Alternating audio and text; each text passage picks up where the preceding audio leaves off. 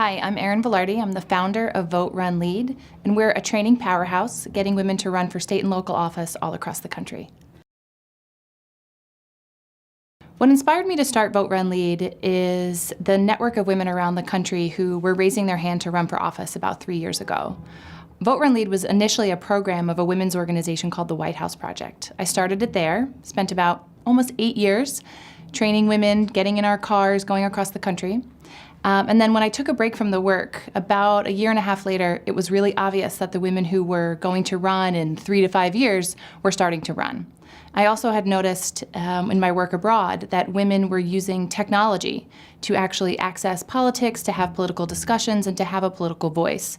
So I came back from a handful of trips with the State Department and others, really thinking through how do we restart VoteRunLead using technology to increase the number of women.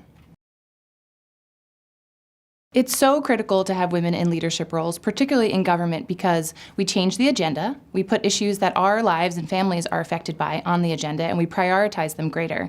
We actually work harder and do government better. We bring back more money to our districts, we're more likely to reach across the aisle, and we're listening to all our constituents, whether they voted for us or not. So the process of democracy is actually a lot healthier when you have women in power.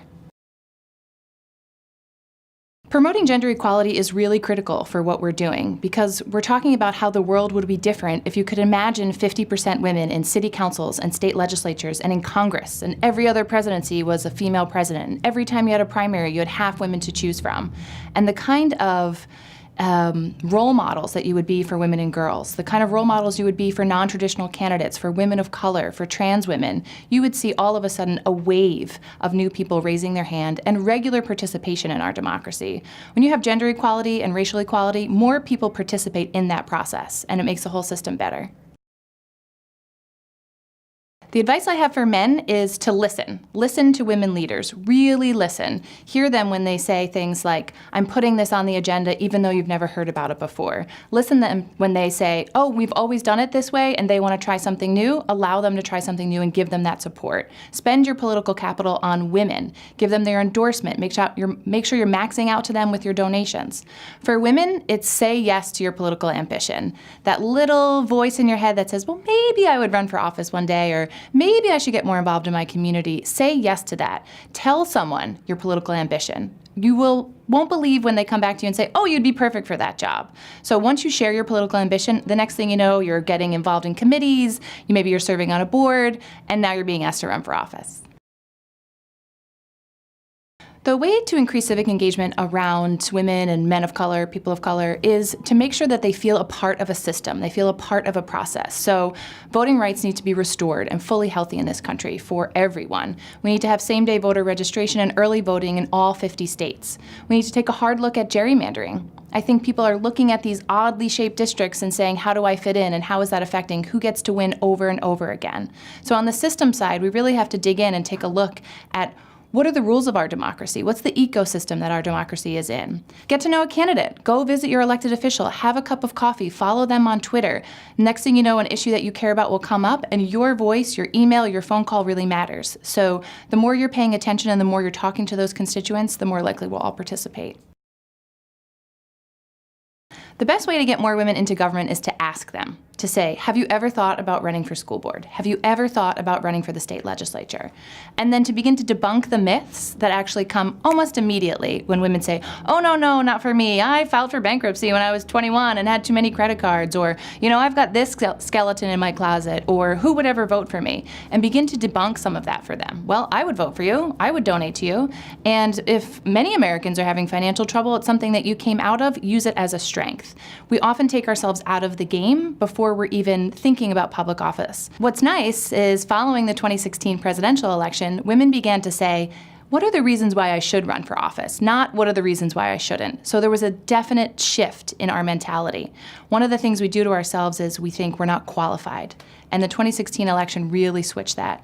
Whether it was an issue that you cared about was at stake, or you once again saw something that you might have seen in your career where an underqualified man lost to an overqualified woman. And so that really resonated for women, and they began to raise their hands and say, you know what, I can do this. The advice I have for women transitioning into leadership roles in general is Figure out your style when it comes to confrontation, because people are going to come for you. People who don't think you should be there, people who want to see you be twice as good, maybe they're challenging you because they want you to strive, but make sure you understand how you deal with confrontation. When you're a leader, you're a representative for others. You're often breaking new ground, and so figuring out what is that sort of mental and emotional state when someone is going to maybe discount your work or undercut what you're going for. And once you can navigate that and kind of kill them with kindness and take the high road, all of a sudden you'll see that all the pieces fall together for your next step. And sometimes kill them with kindness won't work, that you'll have to confront them head on, and that's great. Often we see in our reviews with our bosses that our bosses will say, "Oh, you're too nice." Well, great. How did that actually impact my review or my results for this year? And making sure that you're quick and ready to have those responses about what it is that you've accomplished. You don't want to be nice when the situation calls for you standing your ground. And you don't want to be, overly aggressive when the situation calls for a little humanity. So figuring out what that means for you and how that shows up for you is really critical in leadership. It's really critical that we support one another and that we put a diversity of female candidates up there, because when you see one woman, she has to be man enough for the job, she has to be 5 times better than anyone else, and she's constantly getting cut down because she's wearing bearing it for all women. So it's a little easier to find fault with her than it is to support her. When you have numbers of women, 5 and 6 women who might be in the presidential primaries, all of a sudden now you have choices, you have a diversity, because it's not necessarily about her gender. It's really about her agenda and what she's bringing to the table. We want to get to a place where we can speak critically about women while also possibly being supportive of another. And you only do that when you have critical mass, and that's about 30% women.